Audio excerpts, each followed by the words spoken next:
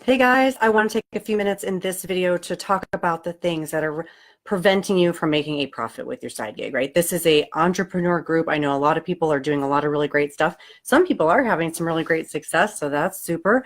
And so many people are kind of churning with the same types of problems and the same types of questions. And it's been on my mind because actually today, in just a few minutes, I'm going to be doing the very final office hours, wrapping up a 13 weeks long course, the branding prescription, where we've gone from just even the very concept of a business model all the way through finding ideal customers, getting that branding exactly right, turning it into search engine optimized great content for websites and for social media, and then really incorporating all the physician specific information and launching it out there. So as I was reflecting on that and thinking about the final wrap-up questions that we have, and also thinking about a handful of requests and questions that have come in just the past week alone from other people about sort of what they're doing wrong or how to get unstuck, I thought I'm going to go ahead and come on and give you guys some of my tips. Also,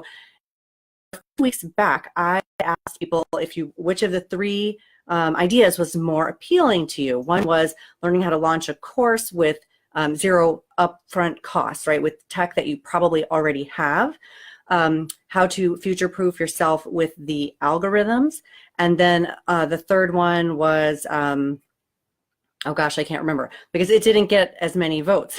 So many people wanted to know how they could finally start to make a profit without investing a whole lot more money. I know a lot of people have been burned with that, and then also figuring out how to put up with the ever-changing algorithms. Oh, and the third one, yes, so I think this one would have gotten some interest if the first one wasn't so overwhelming. The second one got about 25% of, the third one got about 25% of the votes, and it was figuring out an end-to-end roadmap, right? So people actually do want that quite a lot, but I think more than that, people want to make sure that they're spending their money wisely. I think you guys know that something that is free is not necessarily the best investment, but it can be, and it really just depends. So anyway, that's a little bit of an aside, but while I was mulling over those three things and trying to put together a webinar that would address the one that was most important, the branding prescription, and thinking about the final questions that group has, and the other folks have sent me, I want to tell you three things that are standing in the way of you and basically everybody else from turning a profit. Because here you are, an extremely well-educated, smart, creative, insightful person. You have great ideas. You have stuff that you want to do, and what you want to do is meaningful, and other people want it, and we know that. And I'm just going to start from an assumption that that is where we are, right? That you are capable of delivering high-quality work in this area, and that it would be meaningful to other people. I just know that that's true. The problem is that so many of our colleagues have awesome ideas, but no paying customers. Awesome ideas and a lot of cheerleading from our groups, a lot of people saying this is really super, this is going to be great, but when it really comes down to it, somehow people are not signing up, right? They're not spending the money. So people are having the same kind of false starts with their businesses. That's what's standing between sort of all the work that you're doing and profitability. And to compound things, I think because we're also busy and physicians have an education that's very specifically oriented away from business, right? I don't think anybody here in medical school got any teaching directly about online marketing or even about growing a business or about any kind of launch, certainly not any digital type of thing. So a lot of people are having the same false starts. They don't know where to begin. So because you know that there's all these things that you need to do, you have all of the stuff that you want to outsource, and you're outsourcing, in my opinion, the wrong stuff. So that's number one.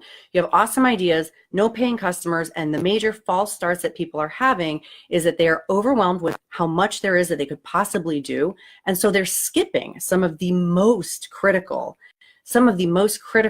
stages of really getting to know the customer, really getting to know the needs and the pain points, so that not that you can change what you're doing and turn it into something that it wasn't before, but so that you can really be sure to be able to connect with your customer, to communicate with them that you've got something that they need, especially for people who don't know that they need what you've got, or they think that they can just read a blog post or get, there's so much free information on the internet. So there is something missing between sort of what you have that is unique and special, and being able to communicate that to people in a way that makes them feel like it's worthwhile. So you know your worth and you've stuck a price tag on it and nobody's buying because you haven't been able to connect in a way that helps them to understand why what you have is either more specific for their problem, like a better solution, superior, or more tailored in some way than whatever else they can just simply Google and read for free and piecemeal together.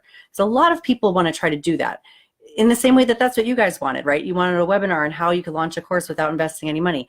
A lot of people love the idea of being able to just learn for free, kind of piecemeal, but after a while it becomes overwhelming. And you know, if you're able to connect with folks and really say, I mean, I'm going to save you time, and by I mean you, when you're able to connect with your customers, I'm going to save you time, I'm going to save you money in the long run because I'm going to help you get it right. That is when you will get paying customers. The next thing is the algorithms. So in this group, in the social media groups, and really all over the place, people are way too distressed about what's the next algorithm change. And I'm just telling you, you don't need to worry about that. It's not actually going to impact your business. I think right now we know which social media platforms are here today and here to stay. They're not going anywhere. There may be some slight shifting of the demographics, but the basic functional capacities are the same. And understanding, you know, how video works or how posts work, it doesn't really matter what functions come and go. The main thing is all of the platforms want to reward engagement. And so what you've got to do is to create content that is engaging, right? That people want to do something with. And as long as you are putting your really good content that people do find valuable, that they want to do something with in the places where your customers are, they will be engaging with it. And yes, in fairness, I mean, all social media is increasingly going pay to play. So it might be that a day comes when there's just no way around it. You've got to have ads. But even if that's the case, your website still needs to have that great content that people want, that they'll spend a lot of time on your website, that they'll sign up for your freemiums. Your search engine optimization of your blog posts and your videos has to be solid. And if you're doing these kinds of things, and it doesn't matter whether, you know, the new Google algorithm comes out and then, you know, and suddenly now the metadata for this doesn't matter as much as for that, or the snippet doesn't matter. Those things are going to become less important if your overall quality content strategy and search engine optimization is solid. It won't matter the little tweaks. And it won't matter if suddenly Instagram or Facebook says, you've got to have 10 words for the comment to count, or it has to be within the first hour, or it has to be by someone who's never liked you before, or whatever. You know, it doesn't matter. Those things will not be relevant if you build a solid and engaged base that is looking forward to what you have to offer. So that's the second thing. Then the third is you've got to really understand how to streamline. This is a problem. Hey, Neha, this is a problem. And hey, Nana, everyone has the same complaint I'm seeing. I mean, when I'm talking to people, everyone has the same thing. They are so bogged down in all the stuff, right? You want to be on all the social media platforms. You've got to have your podcasts, and you've got to have your webinars, and you've got to have your live video, and you've got to have your blog, and you don't know what to outsource, and you haven't actually launched your website. Now you want to change your website, and you know you don't have good images or whatever. People are just so wrapped up in all kinds of stuff, and they're looking around at each other, like looking around at each of you guys and saying, I don't have what so-and-so seems to already have set up. They're so far ahead of the game. It's a lost cause for me. This is all just completely ridiculous. I mean, first of all, I can tell you, because I have students that you guys know and love, right? People who are really active and successful in this space, who have also said, God, I just felt really clueless. Even after, when you look at what they've already created, like when they came to me, I was like, what, you have a fully functioning brand? What, you know, even people who have fully functioning established brands are still struggling to figure out what sort of is the plan of attack, right? What is the end-to-end method? Where should they be mapping their time? What is worth investing, right? Either time, outsourcing, or money. Like what's worth investing there, and what parts don't need to be, and what parts need to happen first, right? And a lot of people, frankly, are just doing things out of order. I mean, people are creating all kinds of stuff before building that engaged base that we talked about in number 2. Or people are, you know, they're so excited about sort of the end product that people aren't spending enough time cultivating and learning from the audience what they really, really, really need. So, if you just build something, it might be really super, but you will make it much, much more super on the next iteration and the iteration after that. And if you can learn those bits as you're going along, before you've launched, before you've invested a bunch of money, before you've selected a platform, and believe me, I have learned this the hard way, because as many of you know, I've been doing this for 10 years and I've had some great success and some huge flops. I mean, big time flops, major, major, major, major flops, where I spent so much time, effort, heart and soul creating a product without really doing the preliminary work for anyone to be able to find that product, to know if they wanted the product, to know what parts of it or what kind of delivery was worthwhile to them. I mean, I've had some I've had some serious failures, and I've had also, though, as you guys know, a good business success now. So I've got this down solid, and I'm here to tell you the main thing is that you guys are doing it either out of order or focused on the wrong stuff, without enough market validation, with paying customers, right? Because we've got friends who say, I love that idea, everyone's gonna love it, it's gonna be awesome. And then, you go out you do a Facebook Live and send people over and consider it a launch, and then it's crickets, right? And no one signs up. And that is demoralizing, because you've already spent the time and potentially the money to invest in doing a lot of stuff, right? To get your product up and off the ground. Then nobody signs up, or fewer people sign up than you want, and it doesn't even really break you even. And it's so deflating, it's so depressing, and for many people, it makes them want to just like hang up the tights completely and just say, I'm not cut out for this, I'm not going to be able to do it, I shouldn't do it, nobody wants what I've got. But that's not correct. You just haven't done the right things in the right order, in front of the right people, in the right places, and it is not hard to do. It's just, there's a lot of moving parts. There's a lot of moving parts, and there's a lot of extra stuff that you don't need to do.